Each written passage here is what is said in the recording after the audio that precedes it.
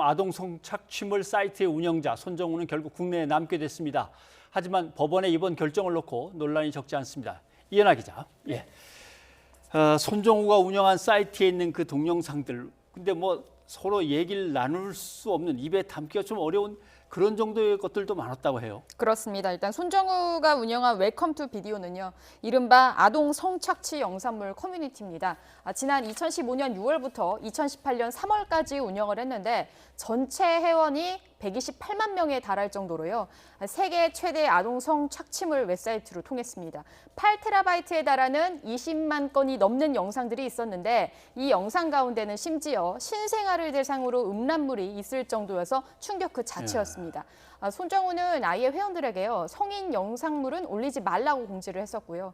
새 아동 영상물을 올리면 포인트를 주는 식으로 범행을 부추기기도 했습니다.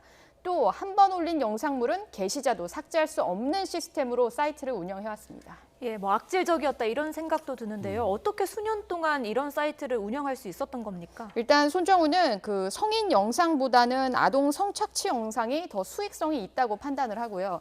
2015년 7월에 이 웹사이트를 사게 됩니다. 그리고 충남 소재에 자신의 집에서 운영을 하기 시작했는데요.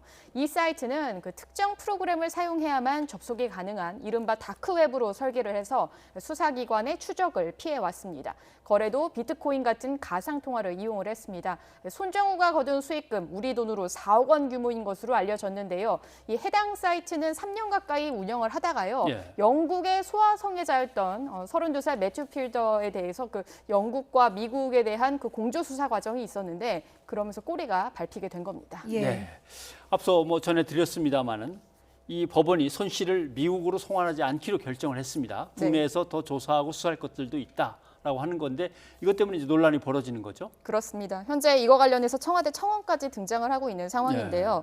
그 청와대 그 국민청원 게시판에 보면은 손정우를 미국으로 송환하지 않기로 판단한 강영수 부장판사에 대한 성토의 글이 올라오고 있습니다.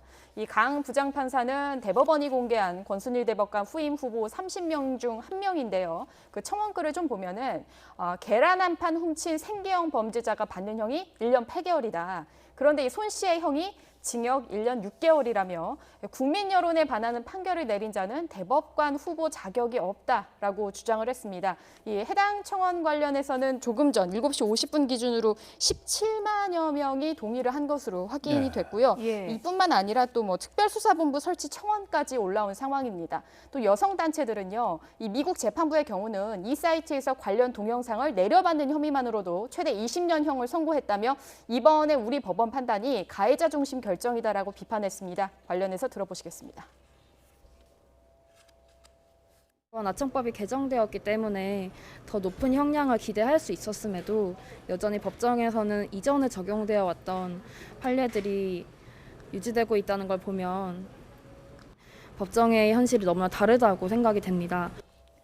예, 그렇다면 이번 사건은 앞으로 어떻게 되는 겁니까? 들어보니까 손정우는 전자발찌도 차지 않는다고 하던데요. 네, 일단 뭐 디지털 성범죄만으로는 이 전자발찌 부착 명령 대상이 되진 않습니다.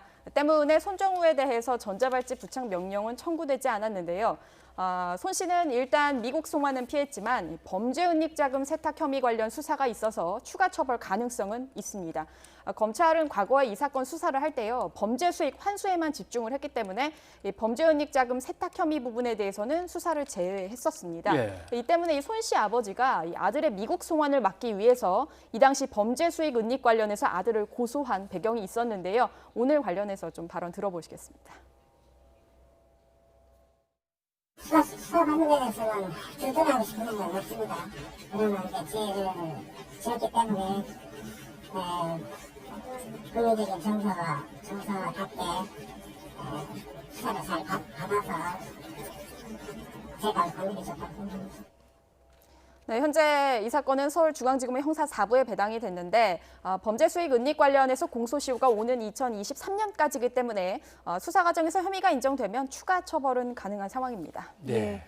아무튼 디지털 성범죄에 대해서는 사법부 전체에 신뢰가 걸려 있는 것 같습니다. 양형 문제를 좀 정리를 해서 기준을 높이고 뭐 모자라고 비어 있는 부분은 채워서 새로운 혐의들도 더 조목조목 넣어야 될 것 같은 생각이 드네요. 이 기자 수고했습니다. 네.